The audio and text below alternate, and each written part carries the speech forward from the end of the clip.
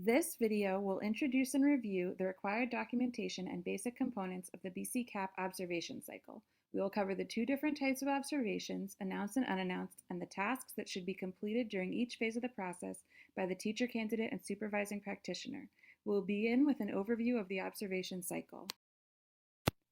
The observation cycle consists of 3 or 4 components depending on the type of observation. Let's break it down.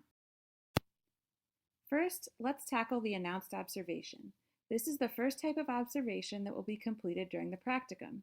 The announced observation consists of 4 parts.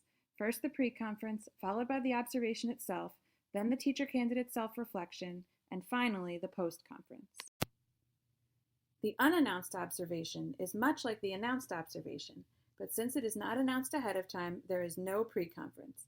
The rest of the process remains the same, with the observation followed by self-reflection and the post-conference. Your BC supervisor should have given you a gold form at the start of the semester. This form will help outline the responsibilities of the triad. The first important step to discuss is the pre-conference. The pre-conference takes place only for announced observations, but is a great opportunity for you, the observer, to get a head start on what you'll be looking for during the observation itself. You will have an opportunity to hear the teacher candidate's thoughts and planning, which will help you to know in advance which elements of teaching practice or what strengths and weaknesses you may be likely to see during the observation. During the pre-conference, you will meet with the teacher candidate and the program supervisor to discuss the teacher candidate's plan for the observation. This is an opportunity for the teacher candidate to share their thinking and for you to ask questions or clarify any points of confusion. However, it is not a time for feedback or collaboration, as the lesson should already be a completed example of the teacher candidate's planning. There will be time for reflection and feedback during the self-reflection and post-conference phases of the cycle. As you and the program supervisor and teacher candidate discuss the lesson plan, you will complete the pre-conference planning form from your BC CAP materials. This will serve as a record and reminder of what you will be looking for in the observation, or in other words, the anticipated evidence. During the observation, you will be observing the teacher candidate as he or she completes the lesson described during the pre-conference. As you observe, you will record the teacher candidate's actions, statements, and student responses and behaviors using the note-taking form from your BC CAP materials. This form will not be used as part of the final official CAP documents and is provided for your use as a recording and planning tool only. You can download an electronic version of this form from bcprac.com under the BC CAP section under Forms. While you're observing, you should not be concerned with interpreting or reflecting on the actions you record. Instead, your focus should be on recording evidence of the teaching elements selected for the focus of this lesson.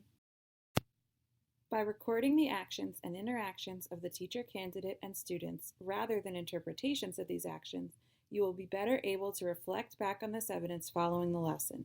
You may even wish to use video or audio recording to help you collect this evidence.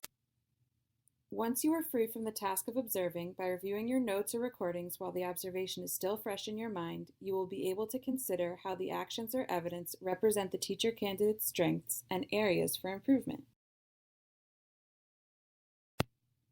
The next phase of the observation cycle is for the teacher candidate to complete his or her self-reflection. This is an important piece of information for you as the supervising practitioner, as this will offer evidence of the teacher candidate's abilities to engage in critical self-reflection and improving his or her practice. It's important to keep in mind that the teacher candidate's understanding of what went well and what could be improved in the lesson as evidenced by the self-reflection is, in fact, more revealing of the teacher candidate's development than the relative success or failure of the lesson itself. If you will be conducting the post-conference jointly with the program supervisor as in announced observations, you will need to calibrate your feedback before meeting together with the teacher candidate. Once the teacher candidate has independently completed the self-reflection, you will meet with the program supervisor to discuss and consolidate your feedback into a cohesive set of reinforcements and suggestions for the teacher candidate's practice. The baseline assessment form will help to facilitate the calibration process. This form is only used after announced observation 1. You will use this form to reflect and establish a baseline assessment of the candidate's performance. This will be your first opportunity to work with the state's assessment rubric and use it to give the teacher candidate targeted feedback that will help the triad establish areas of strength and weakness. Now that you have determined your feedback and created a baseline for the teacher candidate, you will meet as a triad to discuss the observation. As you discuss the teacher candidate's self-reflection and the planning and execution of the lesson, you and the program supervisor, if it is an announced observation, will use the post-conference documentation form. Again, many of the electronic versions of these forms are located on bcprac.com. I hope this has addressed many of the pressing concerns surrounding the observation cycle and preparing for your role in conducting both announced and unannounced observations. You should always feel free to contact the program supervisor, BC Practicum office, or refer to the Practicum office website. bcprac.com will address many of your questions or concerns. We are happy to help and wish you the best in your observations. Thank you for all your efforts to prepare the next generation of Massachusetts teachers.